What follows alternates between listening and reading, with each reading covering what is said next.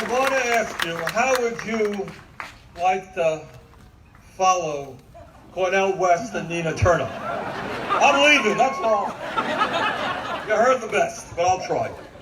I want to thank Trey Sounds for their great music. I want to thank Haley Jenkins for her singing. I want to thank Mary Catherine Metcalf Gorlick and her husband Jason Gorlick for their comments. And I want to thank Stacy Fox for her remarks. And I want to thank, I've known Dr. Cornel West for a long, long time. And this man has been speaking truth to power for his entire life and has been educating the American people. Cornel, thanks so much for what you do. And Nina Turner and I have been around this country many times. And I think there are few people who are doing more important work than Nina, because what Nina is telling the American people, you just heard it a moment ago, is that you can't just sit back and let the people who have the money and the power make decisions for you. It's your lives. You have got to stand up, and we as Americans have got to fight back. And that's the message Nina Turner has been taking all over this country, and I thank Nina for that. And let me say, it gets hot here in Augusta, my God. This is not Vermont weather, so all right. Make a deal with you. You guys come north in the summertime, we'll come down here south in the wintertime. We'll work on an Augusta, Burlington, Vermont exchange program. How's that?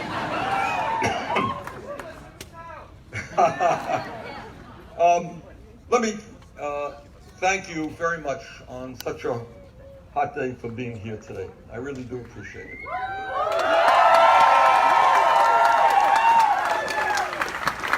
This is a pivotal and unprecedented moment in American history, and our job is to run an unprecedented campaign.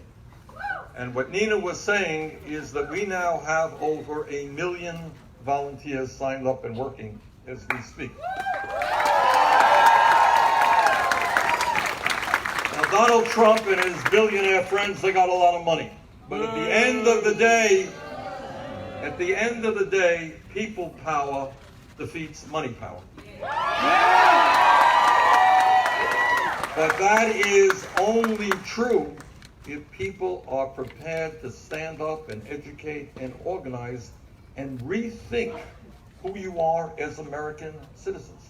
Now, I don't have to tell anybody right now that you have a government and an economy that is owned and controlled by a handful of billionaire families. That's the reality. No one talks about that on TV. I know that. All right? But that is the reality. And the only way we defeat those people, the only way that the agenda for the American people gets through rather than the billionaire agenda is when we stand up, organize, and fight back. And that is what this campaign is about.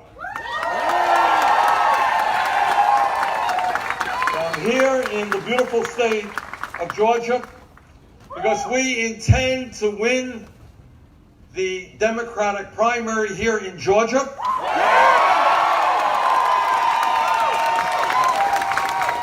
And after we win the Democratic primary, we damn well intend to defeat, and defeat badly, the worst president in the history of the United States.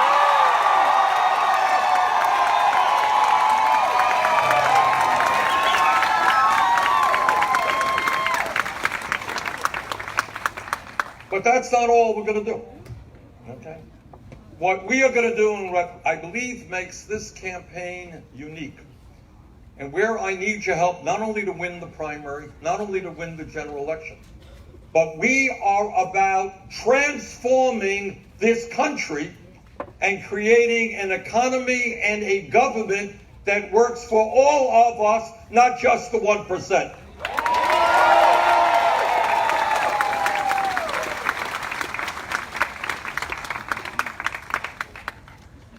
Now, I want you to do some thinking. Don't think, I'm going to be on a TV show tomorrow and they're going to ask me what's the news of the day, what happened today, what kind of tweet did Donald Trump send out. Not the issue. What we have got to do is to go into our hearts and we determine what the issues are. What kind of lives do we want to live? What are the impediments that we face? What's going on in our society? And it's not going to be the TV cameras or the front page of the newspapers. They're going to tell you that. So I want you to ask yourself, think about it. You are living in the wealthiest country in the history of the world. And yet we have millions of Americans who are working 2 or 3 jobs just to pay the bills in their families. How does that happen? We are living in a moment in history where for the first time in modern American history, the younger generation will have a lower standard of living than your parents. We have seen for 40 years the shrinking of the middle class. And now what we see is, despite a huge increase in productivity, worker productivity, an explosion of technology, the younger generation will leave school deeply in debt. Their wages, real wages they earn, will be lower than their parents, have a harder time finding a decent house. Why is that? And I want you to think about that. We have, when you think about society, ask yourself why it is that we have the highest rate of childhood poverty of almost any major country on earth. I get a little bit tired of hearing from people who tell me how much they love their country, they love America, but apparently they don't love the children of this country who will become the next leadership of this country. If you are a young parent, you tell me whether you can find quality, affordable child care in Georgia or Vermont or anywhere in America. Why are we giving tax breaks to billionaires, but we can't find quality, affordable child care for working parents? Why is it that school district after school district is finding it harder and harder to find qualified teachers because the wages for teachers are so low that young people are no longer going into the teaching profession? When you and I know there is no job more important than educating our kids.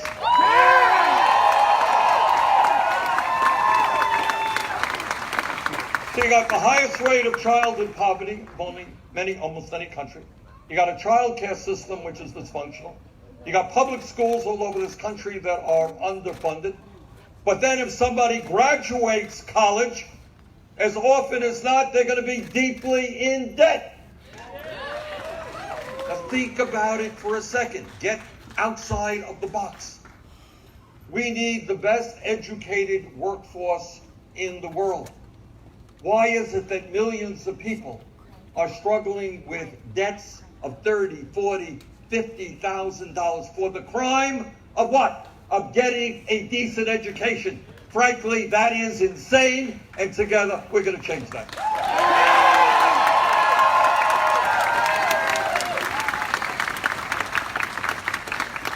When you think about what's going on in this country, you think about what is not talked about on television, and you got to ask yourself why that is the case.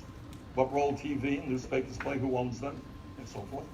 In America today, we have more income and wealth inequality than at any time since the 1920s. 3 families own more wealth than the bottom half of the American people. You hear that? The top 1% owns more wealth than the bottom 92%. Does anybody think that that is vaguely moral or acceptable? No! All right. Well, part of our campaign is to tell the people on the top that we are going to end their greed.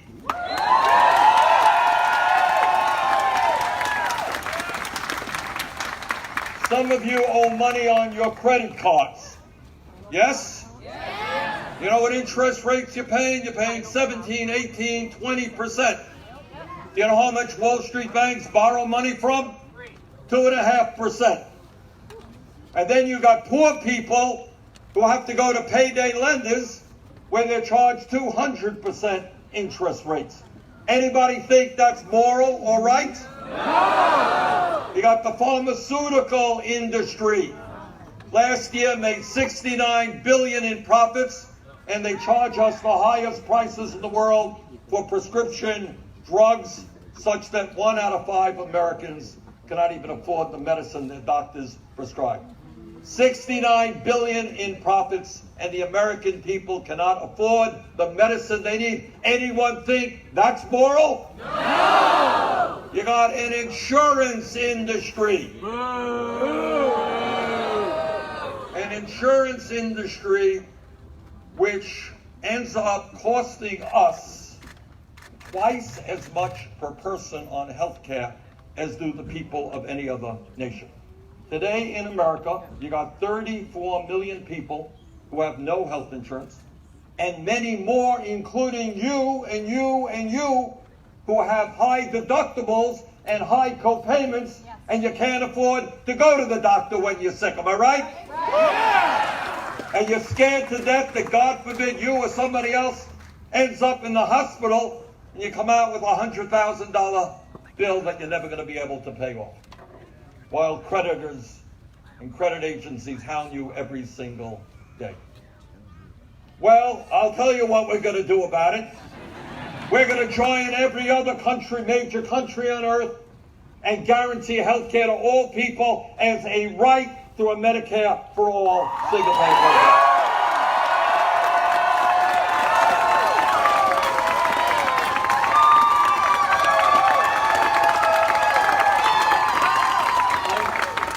Now, 4 years ago, when I came to Georgia, and I talked about health care as a human right, the establishment, whether it was the political establishment or the media establishment, they said, Bernie, you're a nice guy, but you're crazy. That was the best thing they said. Then they said some bad things. And their point was that nobody in America believes in health care for all. Well, you know what? Last poll that I saw had 70% of the American people supporting Medicare for all.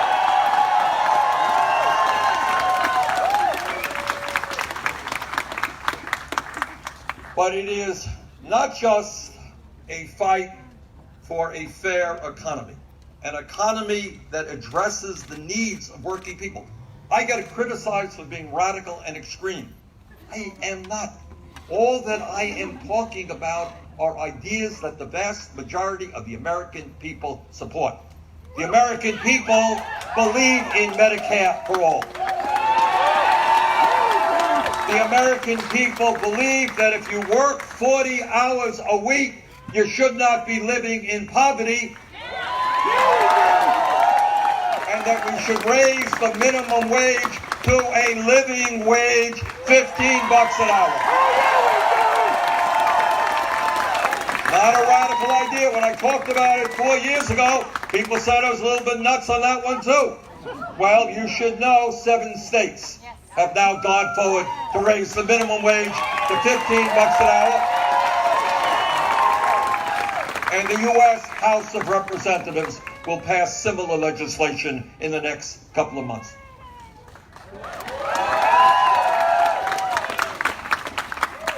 Four years ago, I was on a national television debate, and the moderator said to me, Senator Sanders, what do you consider to be the major national security threat facing this country? And I think the moderator expected I would say ISIS or Al-Qaeda or some terrorist organization. And I said, no, the answer is climate change. Woo!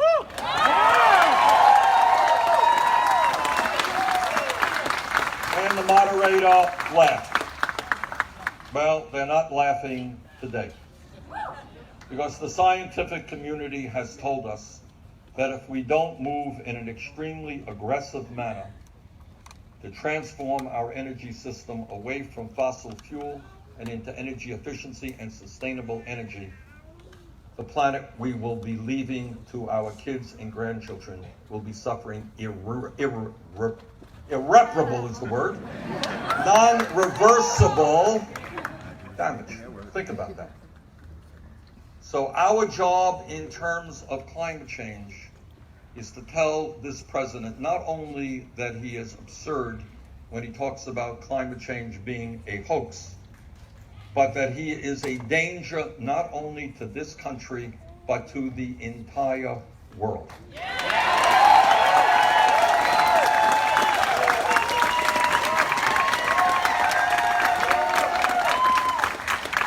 We need a president, and I look forward to being that president,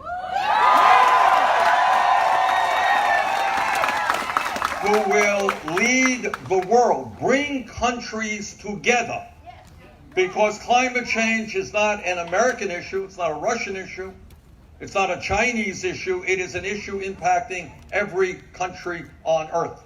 Now think about a world where instead of spending $1.5 trillion a year on weapons designed to kill people, we started investing in transforming our global energy system.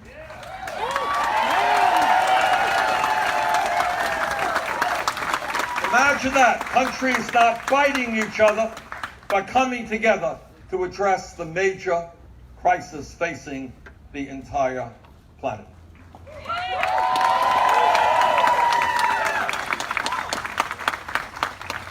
But it's not just a rigged economy that we are going to address.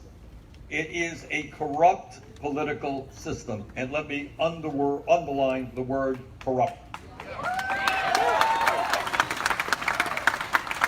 In America today, as a result of the disastrous Citizens United Supreme Court decision, we have billionaires buying elections, and brothers and sisters, we together will overturn Citizens United.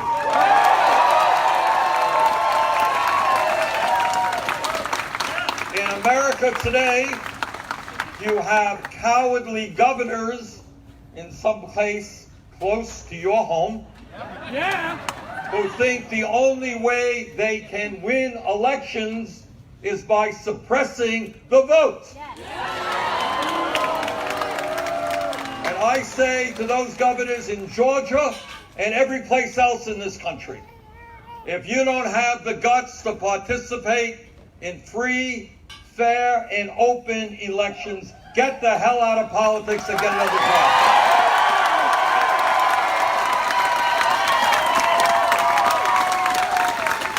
And I know that Governor Abrams agrees with me.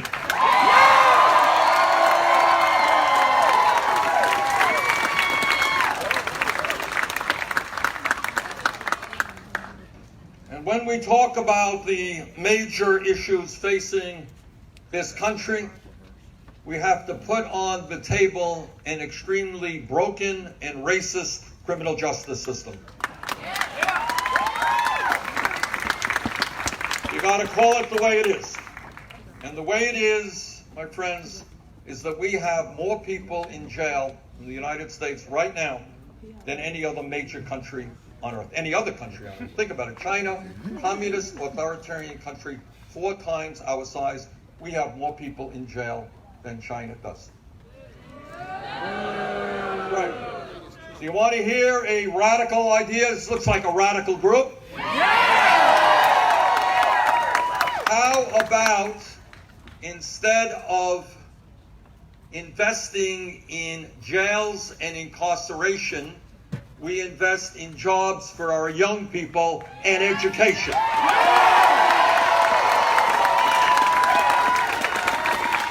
My guess is it costs a hell of a lot less to send a kid to the University of Georgia than send them to jail. Let's send them to the University of Georgia.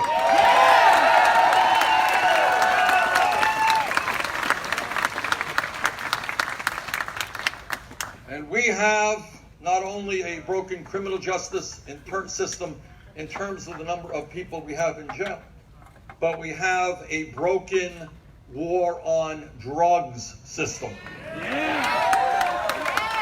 A few years ago, when some of us said that maybe it is not a great idea to be locking up hundreds of thousands of people, not locking them up, but giving criminal records to hundreds of thousands of people a year for the crime of possessing marijuana. Well, 4 years ago, that was seen as a radical idea. Today, ain't so radical. State after state decriminalizing or legalizing the possession of marijuana.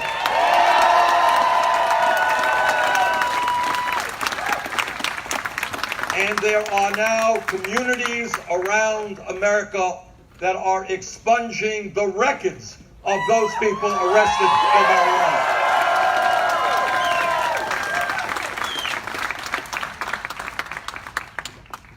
And today we say that we are sick and tired of a president who demonizes undocumented people. It is always easy for a bully to pick on minorities. It's the history of America. Picking on minorities, showing how tough you are. Well, we don't believe in demonizing undocumented people. We believe in comprehensive immigration reform and a path towards citizenship. We believe in providing immediate legal status for the 1.8 million young people eligible for the DACA program.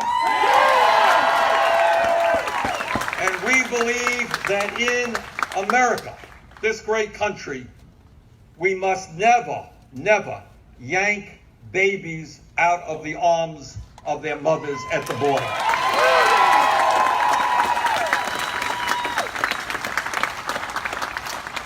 And that means we will have a humane border policy for those who seek asylum.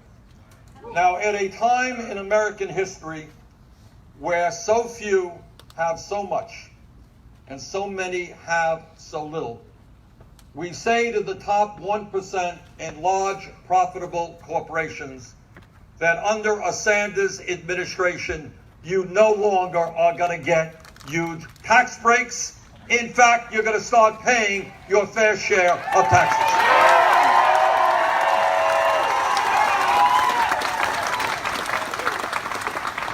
Anybody here know how much Amazon paid in federal income tax last year? They paid zero, and that is true for dozens of other large profitable corporations. Well, I say to Mr. Bezos, the owner of Amazon, the wealthiest guy in the country, your good luck is about to end. You are going to start paying your fair share of taxes.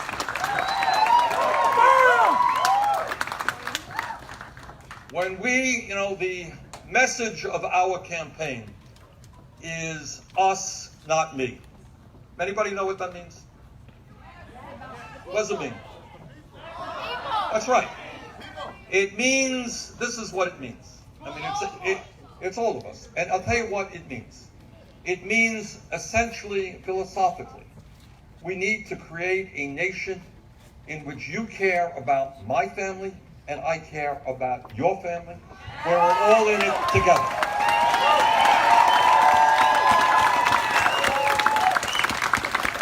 And it means something else. And nobody, you're never going to see this on TV, so glad you came even though it's hot. And that is, what our campaign is uniquely about is taking on the power structure of this country. You know what that means? So a lot of people can say, and it's a good thing to say, I want Medicare for all, that's great. But to get Medicare for all, you're going to have to take on the insurance companies and the drug companies. And they will spend, mark my words, you're the first to hear it. You're going to see on Georgia TV and the radio 30-second ads, Bernie Sanders wants to take away your health care raise, all this kind of stuff. They will spend hundreds of millions of dollars to defeat our effort to pass Medicare for all. That's because they make billions in profits and huge compensation packages under the current dysfunctional system. So if you want Medicare for all, Frederick Douglass, you all know Frederick Douglass is the great abolitionist. And he said something to the effect that progress never takes place without struggle. You're not going to grow a crop unless you plant the seeds. So if you think we're going to deal with climate change without taking on the incredible power of the fossil fuel industry, you're wrong. So together, we can and must take on the oil companies and the coal companies and the gas companies. Are you prepared to do that? If you want real criminal justice system, real criminal justice reform, we're going to have to take on the people who make money by locking up fellow Americans. Are we prepared to take on the prison industrial complex? If we want to raise the minimum wage to a living wage, we're going to have to take on Walmart and the fast food industry and demand that they pay their workers a living wage.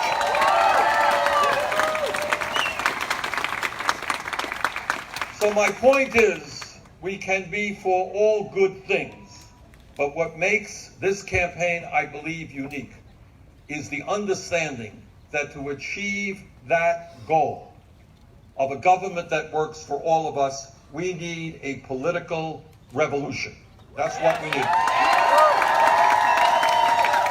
And all of you know, any of you know anything about American history, you understand that real change never takes place from the top on down. It always takes place from the bottom on up.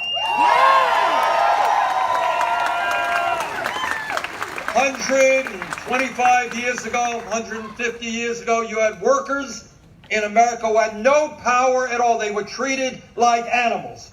Worked 60, 70 hours a week, 7 days a week, fired arbitrarily, no rights at all. But those brave workers stood up and they said, and sometimes they got beaten up, sometimes they got killed. But they said, we are human beings, we have dignity, we will not be treated with contempt, we will form unions.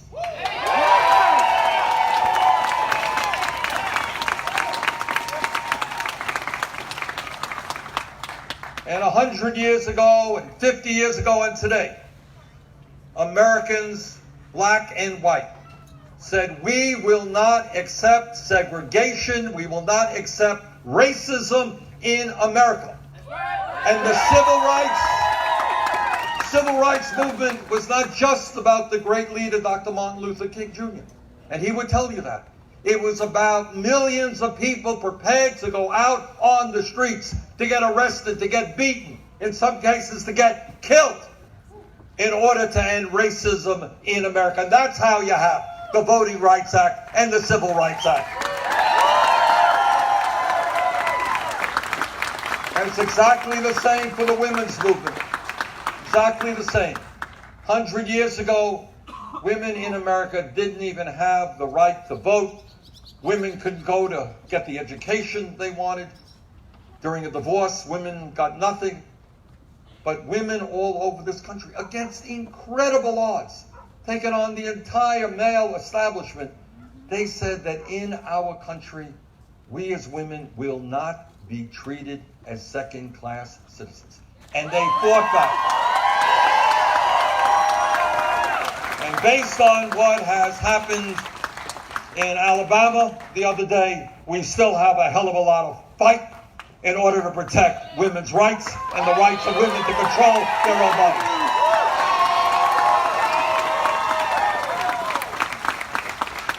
And I want you to think about the gay movement. 30, 40 years ago, if you were gay in America, you kept that to yourself.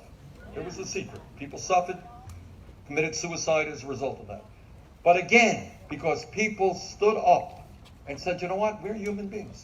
And we have the right to love anyone we choose to love.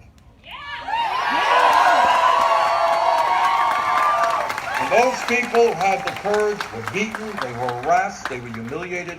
But at the end of the day, they won major, major victories. Nobody 20 years ago thought that gay marriage would be the law of the land. But they stood up and they fought back.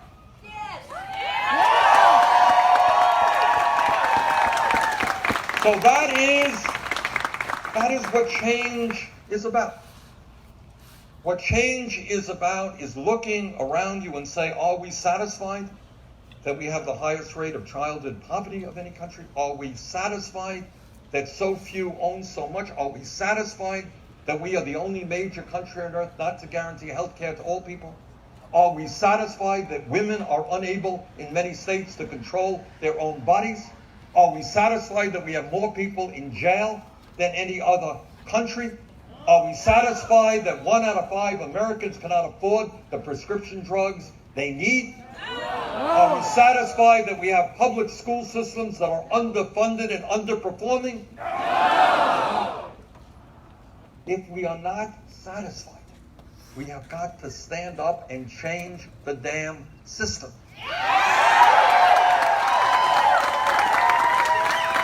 So when I talk about us, not me, it's not just a good bumper sticker, which it is. But it's much deeper than that.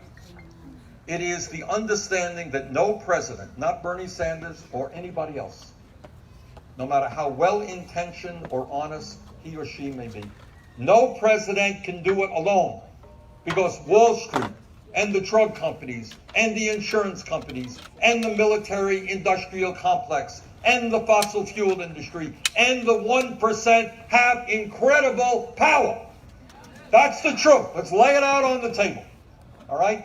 But here is the good news. Now, I may not be a Nobel Prize-winning mathematician, but this I do know, that the 1%, despite all of their wealth and despite all of their power, are 1%. And last that I heard, 99% is of a hell of a lot bigger number than 1%. Now, we're going to be running against a president who is not only the most dangerous president in modern American history, but he has done some things which are so awful that it's hard to almost speak about. Look, people can disagree on health care and the environment, education. But what every president historically has understood is that when you come to the White House, your job is to bring people together as Americans. But today, we have a president who, for cheap political gain, is trying to divide us up based on the color of our skin, based on our gender, based on where we were born, based on our sexual orientation, based on our religion. And he thinks that if he can get one group to hate another group, he can kind of get reelected. Well, I got some bad news for Donald Trump. That ain't going to work in 2020.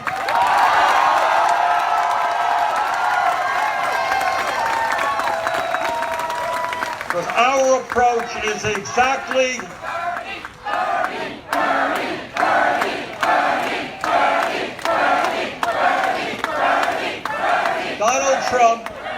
Donald Trump wants to divide us up, and we are going to do exactly the opposite. We are going to bring our people together. Black and white and Latino, Asian American, Native American, gay and straight, men and women, people born in this country, and immigrants. We are going to stand together, and we're going to defeat Donald Trump's divisiveness. Last point that I want to make, and I know that Trump did well in Georgia, and I want to speak to the people. I want to speak to the people who voted for Donald Trump. I have an understanding as to why many of you did vote for Donald Trump. You're hurting. You're worried about your kids. You don't have any health care, maybe. You're worried that your job might go to China. You're worried that your kid can't afford to go to college. I understand that. And Donald Trump came along and he gave great speeches and he ran really good ads. And Donald Trump said in so many words, I hear your pain. I know what you're going through. And I will stand with the working class of this country when I am elected. Unfortunately, it turns out that Donald Trump is a pathological liar.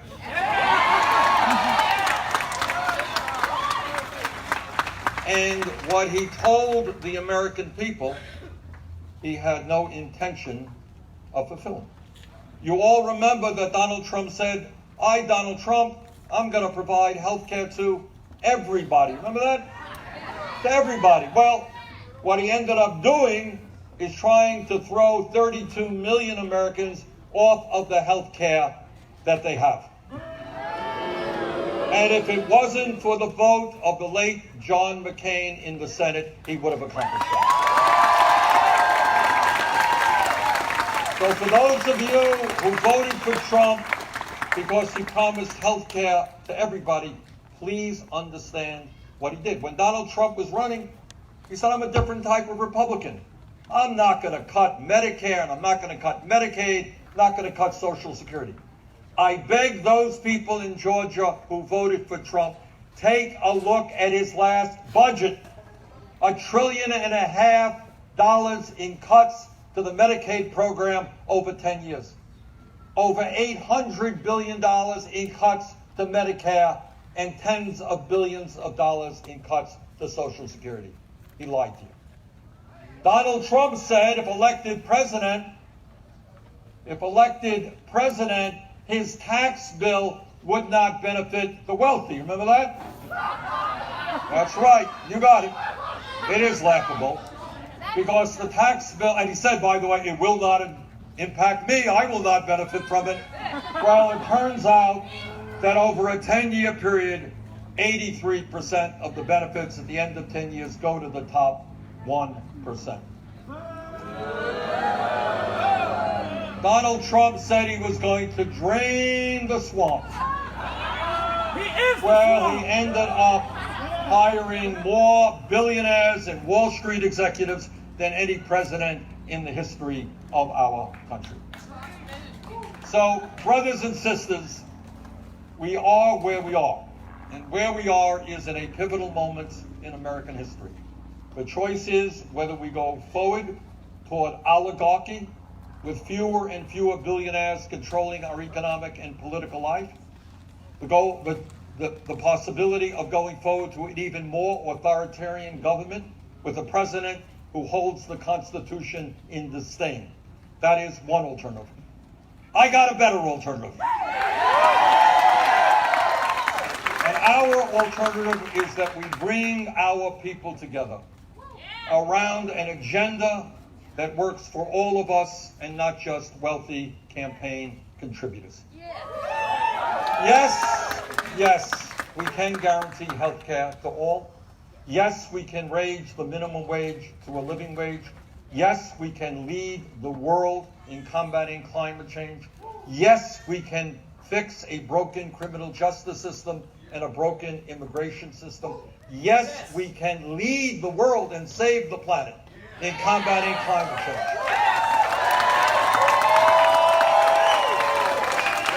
Yes, we can create a political system based on one person, one vote, not billionaires buying elections and voter suppression. So brothers and sisters, I'm here today in this cool Georgia day. I'm asking for your help, but it's not just for me. I'm asking you to join our effort to stand together against the racism and the sexism and the homophobia, the xenophobia, and the religious bigotry we're seeing. I'm asking your help to stand together against the 1% and the power of corporate America. I'm asking your help to help create an economy and a government that works for every man, woman, and child in this country, and not just the wealthiest people. Thank you all very much.